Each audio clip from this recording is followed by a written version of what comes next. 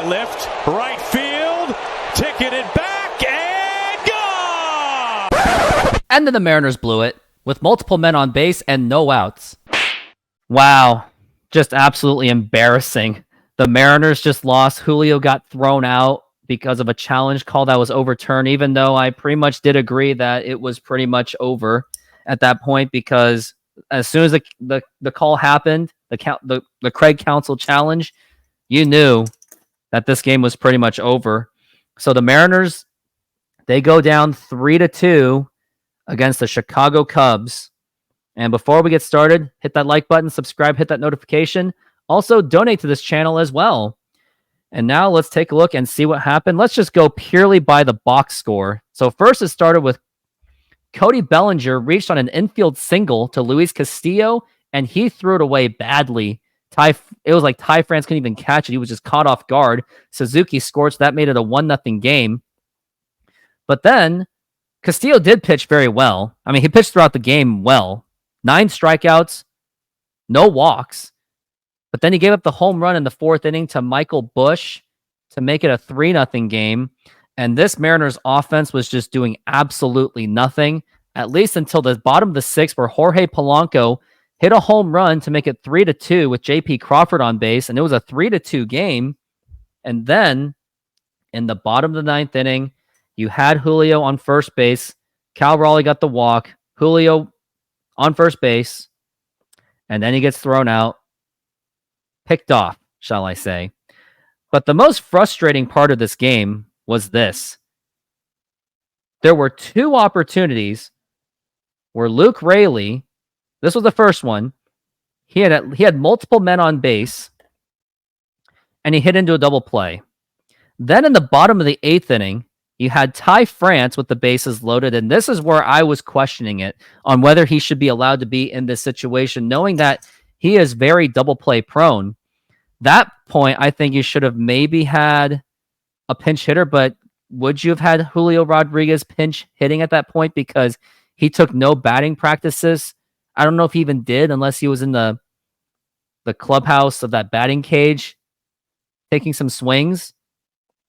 So to say that, but the Mariners didn't really plan on it because Dominic Canzone, forgot to mention, he got injured going into left field with a nice catch, but then he hit his head on the wall, so now he's been pulled out he's dealing with some sprains on himself, and I hope that he is okay. But man, Ty France hitting that double play was just absolutely frustrating.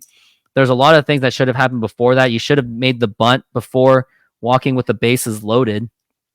Because at least if, like, let's say, because I think it was Polanco who walked, I think he should have bunted on that, because had Polanco just bunted, and even if he did get out, at least you don't have any double play potential at all, which that could have caused put less pressure on Ty France with bases loaded.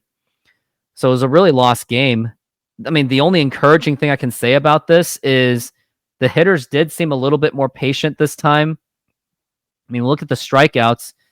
6, 7, 8, 9 strikeouts, 10 strikeouts. That's probably less than usually what we're used to. So at least they were working the counts on the offensive end. But you see the offense just completely just choking everything. The only good thing that happened was Polanco hit that home run. But the Mariners had several opportunities to score, and they completely blew every single one of them. To say that I'm concerned about this, it is an understatement. Like, I don't want to hear it. I'm tired of it. I'm tired of Mariner fans saying, it's early. It's early. It's early. How much longer are we going to say? Because here's the thing. The Mariners haven't even won a series this entire season. It just makes no sense. I mean, it does make sense because the team's terrible. I don't know. But it's not good. Especially when team is now 6-9. No, they're 6-10. And they are basically as bad as Oakland right now, and pretty much as bad as Houston, which is an absolute embarrassment. And yeah, the fact that the Mariners are 6-10 with this abysmal of an offense is an absolute miracle. Like at this point, I can't blame the pitching. I can't blame George Kirby and Luis Castillo giving up all these runs. I can't. Like, look at Emerson Hancock. He pitched very well. He pitched his heart out. And what he was shown was the offense absolutely showing him close to basically no run support. It's just absolutely frustrating. Like, I don't want to hear the it's too early. I don't want to hear that, well, the schedule sucks. I'm tired of hearing, well, the air sucks. Air's too thick for home runs. Look at the Cubs. They figured it out. They hit those home runs. What's the excuse? And before I get going, because I want to make this short and sweet, I really do think that the offense, lack of offense, it is because of there's no discipline. Scott Service is showing no discipline. He has all this talent on this team. It should be at least a tier fringe top 15, maybe top 10 if you're lucky. Like, even with Teoscar Hernandez, Jared Kelenic, and Suarez, they're still going to have this problem. Because there's just no discipline. Scott Service is too much of a your best friend type of manager with doesn't hold anything accountable. There is no accountability on this team. The only accountability I saw was Julio being sat. That was it. And Service, he makes terrible lineups. He doesn't tell the people to bunt. He doesn't have good game planning. It's just awful. But I think that's going to be it.